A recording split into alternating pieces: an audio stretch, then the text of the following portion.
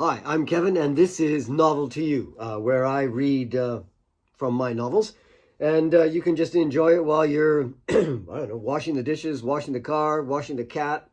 Nobody washes a cat, whatever. Anyways, they're about 25 minute sessions, and we're reading from, my books come in this really cool suede container. We're reading from a book called Taemane, which Taemane means diamond in Bantu. This book is set in South Africa in a diamond mine in 1950. We are starting on episode 10, chapter 13, if you're following along in a book. Here we go. I hope you enjoy. The thick blue smoke wafted around the table leg, through the veranda rails, and off into the early evening heat. The less anyone noticed the cigar smoke, the better. He sipped his gin and tonic, cautiously raised his hand, drew deeply on the cigar, then returned it to below the table. It wasn't necessary to hide it so much as to avoid letting Mary see it. Across the garden, toward the mine, he saw Alex come out of the main office and lock the door. The day was finished. The shift break had begun, and an exhausted calm was sifting through the early evening. Alex came down the steps to meet old George and a few of the others, who had been waiting for him for more than 20 minutes. Two of them had papers in their hands and needed help. It had become a daily occurrence, his being cornered by other miners. Carl hadn't realized how much Alex, with his reading and writing, did for the other miners. He appeared to read the papers, explain them, and then, using his ever-present clipboard, he wrote a few notes for them. It took a good 10 minutes of explanation, but everything seemed to be understood, and the men shook his hands and wandered off toward the compound. Old George gave him a set of keys. George was older than Carl by at least a decade, but was the most trusted and the best pair of old ears down in the mine. He always did the final lockup. He arrived shortly after Thomas and was a permanent fixture in the mine. Alex slapped old George's shoulder and strode up the 200-yard slope toward the big house. He had a folder attached to his clipboard and twirled it in his hands. Carl watched him casually and saw the report fly up strangely high, as if swatting something. He thought about it, then leaned forward and realized that from Alex's eyeline, from how he held his neck, he had walked all the way to the house, focusing on the second-floor window, Kate's window. These two were hopeless at trying to hide anything. "Hello, Alex. Brought those charts, have you?" Yes, sir. This week's salaries were all entered before I came up. That's why I'm a little late. Sorry." He passed the folder across to the older man. "Don't worry, Alex. It gave me time for a cigar, but don't you be telling your mother." The old man picked up the folder and, on second thoughts, dropped it back down. "To be honest, Alex, I don't want to read it." He saw the look of concern on the young man's face. "I would rather you told me what it says. Then I'll read it." Well, a wave from the old man silenced him. Alex was unsure again. "We were going to have a drink first. My gin is dead. Could you get 2 beers from Mary in the kitchen?" Alex stepped off the porch to go around the back of the house. "Alex, the shortest route is through the house. Besides, you never know who you might meet." There was a knowing gleam in the old man's eye. Alex smiled and walked through the front door. The old man laughed to himself and thought, well, it could be a dragon, or it could be a darling. Alex returned through the house with the beers, and just as he was about to go out, she called his name. Kate was on the stairs and rushed down. She saw the beers in his hand. She was thrilled to see them sharing a drink together. Your father asked that I get them." "Don't let him smoke. He always has a cigar with beer. It's hidden under the table." Alex nodded. She squeezed his arm. She wanted more, but it was in the house. Alex returned to the veranda. Seeing Alex's smile when he came out onto the veranda, Carl asked. Well, who did you meet? You're alive, so I guess it wasn't Claire. He laughed out loud, and even Alex had to smile. Kate and Mary both told me that you're not supposed to have a cigar with this beer. They said it's under the table, but I've not seen anything, so I don't know. Seems they know you too well. Ah, yes. They're like guards, those two. My captors. My full pint and your half pint. He chuckled, and it rumbled into a cough again. They tapped bottles, and Alex stepped back slightly, unsure of the familiarity. He glanced down at the beer and then at the older man. Regardless of his desire for Kate, Carl Ostenstadt was his employer, and he had results to deliver. I think the reports are very accurate, but they don't have a good result. The labor rescheduling in the past month has evened out the slump in profitability, but prior to that, there was a real drop in productivity.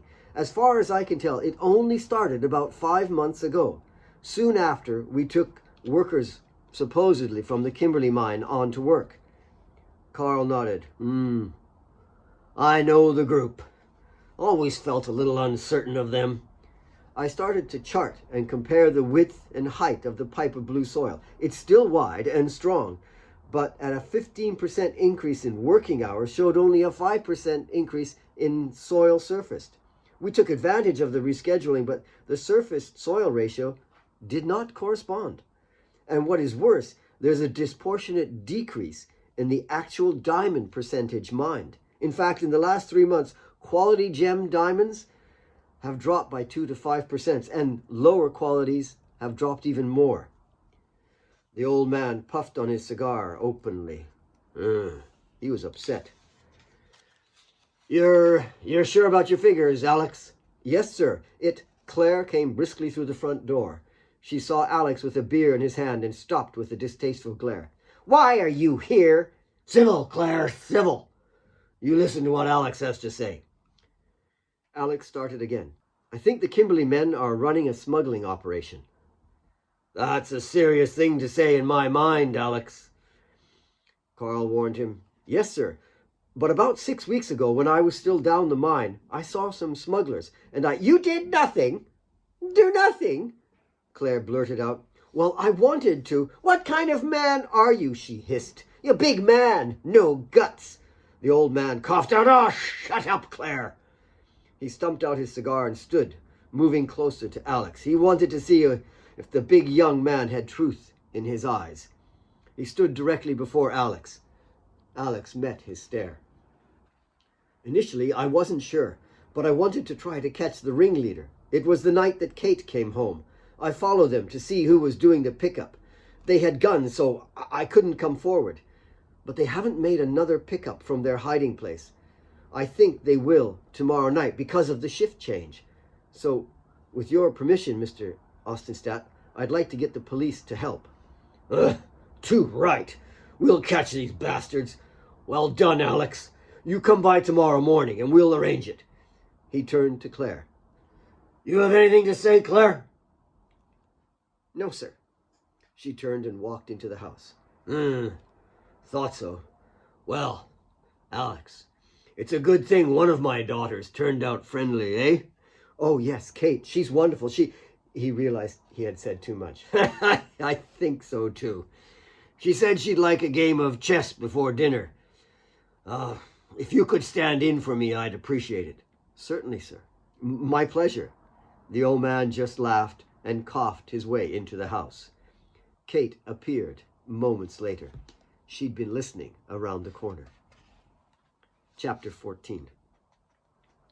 A white hand slapped irritatingly on a trouser leg, then flicked the splattered remains of the winged assailant off. Shit! I'm being eaten here. Well, maybe you're tasty, sir, Alex said with a sly grin. That isn't remotely funny, even amusing, Alex. The white officer and 2 black uniformed policemen knelt beside Alex. They'd been waiting 2 hours behind the thorny bush at the top of the bluff that Alex had used before as a vantage point. Their position overlooked the anthill, 150 yards below. The white officer looked at his watch. 2 hours! Christ, you better be right, Alex. If it wasn't for old man Austinstat's trust in you, I'd have been gone an hour ago. I feel like a buffet for the entire insect population tonight. It's your aftershave. That's what attracts them. But don't worry, I'm sure it'll be tonight. The numbers are much lower in the compound during a shift change on the weekend. And those that do stick around, well, they tend to have a few beers and relax. It becomes quite casual. One of the officers idly checked his gun, while the other stretched and yawned. Alex was not impressed with their apparent lack of concern. He knew many blacks that joined the police force for the easy living and then abused it with shady deals and harassment. The white officer had the respect of most people for miles around, though he didn't seem to have much of a sense of humor. He was cold, crisp, and in love with the implementation of justice. The guard, who appeared to be nodding off, slapped his leg and pointed to the night. They listened for several seconds, but they heard nothing. Then there was a slight clang of metal and the faint brushing of grass. The swish of the grass grew louder, and Alex wondered if it might be a large animal, perhaps a rogue elephant. Then there was the clang again. Nick turned on the dim-witted miner. "Would you stop with that shovel? I'll bash you with it in a minute if you clang it again." Nick saw the top of the anthill glisten in the blue moonlight. He looked down, wondering where the horde of ants would start. "I'm not sticking my hand in that bloody thing. I'll stand back a bit and keep an eye out. You get the rocks, and let's get this over with. I want to be in Pretoria before noon to unload them." The white officer signaled the two black policemen to each take one side. He and Alex would push forward together. The two deputies now appeared focused and adept. They slithered off, rifles in hand. Alex watched as 3 dark figures approached the anthill. They hopped about, trying to avoid the swarms at their feet, but soon gave up and attempted to slide the top of the anthill clear. It appeared they were abandoning any sense of calm and just wanted to get the unpleasantness over with as quickly as possible. The white officer slapped Alex's leg and jumped forward with a pompous military attitude. He flicked his bright gun-mounted torch on, illuminating the anthill. "You there! Police! Don't move!" The men scrambled behind the anthill as they tried to avoid the light while reaching in for the diamonds. The heavy mud top crashed down. A shadow ripped past them toward the officer. It was the bloodthirsty Duke. His eyes glazed. Violence possessed the beast. His passion was to attack. He covered the 50 yards in seconds. The officer fired a shot but missed the onrushing dog. The dog lunged for the officer's throat, knocking him to the ground. The flashlight smashed. The officer tried to block the beast with his arm as the fangs ripped into his uniform. Teeth sunk deep into his upper shoulder. Alex, using his rifle butt as a club, wound up and bashed the Doberman fiercely across the shoulder, leg, and ribs. The beast whelped and landed 10 feet clear from the writhing officer. It lay momentarily stunned, sprawled on the grass. The officer, still injured, leaped to his feet, and they rushed the anthill just as the diamonds were being drawn out.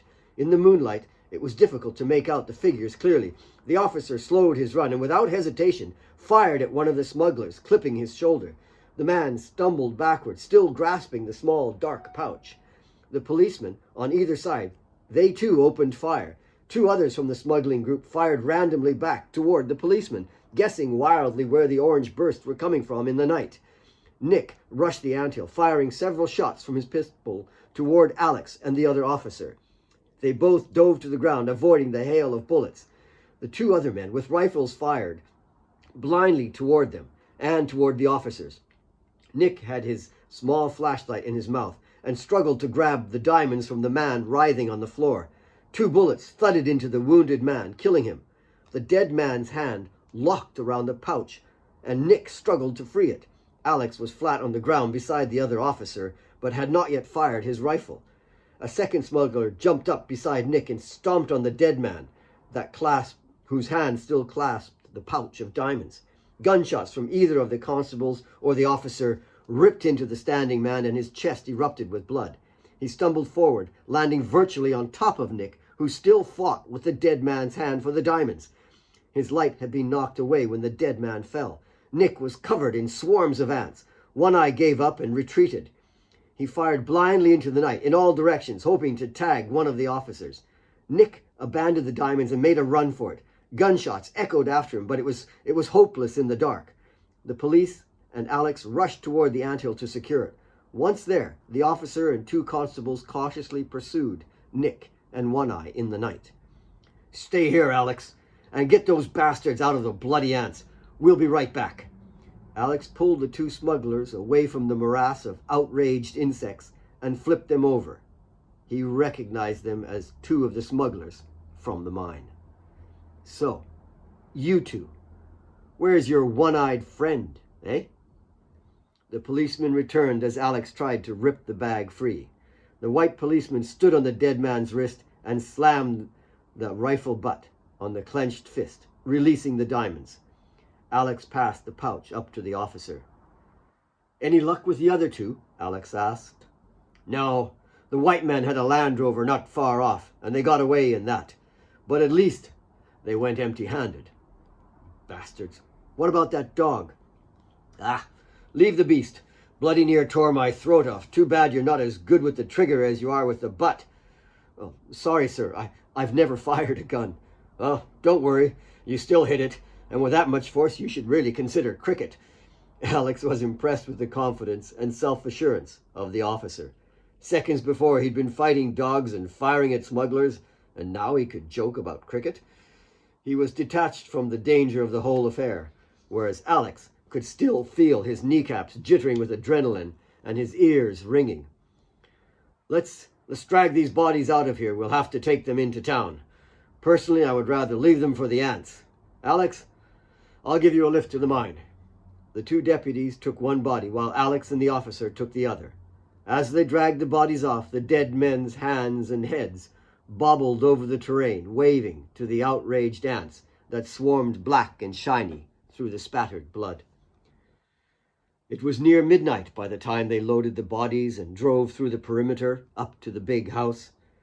Alex got out and walked around to shake hands with the 2 constables, who jumped from the back and got into the cab. He then went around the front of the Land Rover to speak to the officer and noticed there were several lights on at the big house. He thought it was very strange, unless they were waiting up for a report on the police incident. Perhaps the gunshots had kept them awake. The officer handed Alex a piece of paper from a pad. "This is for the diamonds. We'll need them as evidence. They'll be counted and weighed. I'll come by tomorrow for a statement and give you another paper for the weight. But about noon, if that's all right." Alex nodded. "Of course." "Well, thanks again, Alex." You should get those bites looked at right away, sir." Alex leaned through to the other 2 constables. "Make sure he gets to a doctor soon. God knows what that monster eats." "Thankfully, not me. We'll see you tomorrow, Alex." The officer pulled away. Alex waved. The mine was now still, bathed only in a few yard lights that broke the darkness of the night. As he watched the 2 nightmen at a distance, he waved, and they returned his wave. It was then that he noticed the other truck, an old Chev. Alex didn't recognize it. He turned and hurried to the big house to report the events and see what was happening. There was no one on the veranda or on the ground floor. He was about to go upstairs when Mary bundled in from the kitchen. She was ashen-faced and had been crying. She turned back to the door and pushed him out onto the veranda. What is it, Mom?" "He had another fit, a bad one. The doctor came about an hour ago, during all those gunshots. Maybe the excitement of the police chasing the smugglers brought it on. I don't know. It looks like his heart is going to go." She was close to the old man. They had been through many difficult times together. Alex moved through the house. He was concerned for the old man as well as Kate. The thump of Mary's palm on his chest stopped him in the doorway. She spoke very slowly to the excited Alex. "You mind your place, Alex. I know about you and Kate and how Carl is fond of you. But Alex, you are a black miner." He shook his head and moved through, but her bulk barricaded the door. "You care about the old man, I know. He has almost been a father for us. But Claire hates what you and Kate have. So be smart. Right now, Claire is like a snake in a corner." He nodded to her and slipped past. Alex knew the house well from his youth, playing with Kate in the hallways. He arrived at the old man's bedroom door, knocked, and gently opened it. He left it open as he could hear his mother trundling along behind. The fine simplicity of the room surprised him. Like the old man, it was honest. A few oak bureaus and no clutter. On one bureau were 2 faded photographs of his long-dead wife, Beth. She was a stunning brunette, so much like Kate. His mother used to tell him stories about her beauty and her outrageous sense of humor. They used to cook together. His mother said she was devastated when she couldn't save Beth following Kate's birth. It was Kate that had kept them all going. Kate was at the right side of the bed, the doctor on the left. Alex glanced at Claire. She stared out the window into the empty night. Should he give her a second chance? She had a love for the old man, too. Kate looked up at him. Her face streamed with tears. He placed his hand on her shoulder. Unsure what to say, she rested her cheek on the black hand. He could feel the shift of coldness in the room and turned to catch Claire staring at him. The old man recognized Alex and waved him over, forcing the doctor out of the way. He was weak and spoke in a breathy whisper. His once powerful grasp, now meek and fragile, drew Alex's collar closer. "Alex, I'm glad you're back safe. I want you to..." "Katie is my jewel. She, coughing, raged his chest. "You're black. She loves you. It's a great love. You must be hers. You take care of it." His body rattled with coughing. The doctor returned, moving Alex aside. He backed to the foot of the bed where Kate stood. She stroked his arm and went back to her father's side. Alex, feeling awkward, turned to go and saw Claire watching him. He crossed to her, giving the claim papers. 2 were shot, 2 escaped. The police officer will be by tomorrow. This is a claim form for the diamonds. He wanted to say something to bridge a kind of peace, but she stared through him as if he wasn't even there. She was beyond cold to him. He looked once more at the old man. Unable to help further, he crossed out of the room. Alex closed the door.